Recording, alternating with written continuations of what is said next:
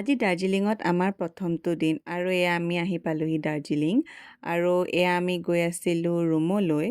আৰু ৰুম গৈ পোৱাৰ পাছতে আমি ৰীল বনাই আছিলোঁ আৰু ইহঁতে আমাক ডিষ্টাৰ্ব কৰি আছিলে আৰু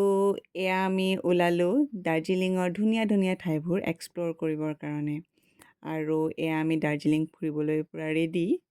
আৰু প্ৰথমতে আমি গ'লোঁ তাৰে এটা Buddhist temple white peace pagoda আৰু টেম্পলটো বহুত বেছি ধুনীয়া আছিলে আৰু বৰ আকৰ্ষণীয় আছিলে চাৰিওফালে সেউজীয়া সেউজীয়া গছেৰে পৰিৱেশটো বৰ বেছি ধুনীয়া আছিলে আৰু তাৰ যি বুদ্ধিষ্ট মূৰ্তি আৰু তেখেতৰ যি জীৱন চক্ৰ তাতে বৰ ধুনীয়াকৈ বনোৱা হৈ আছিলে আৰু আমি এয়া চালোঁ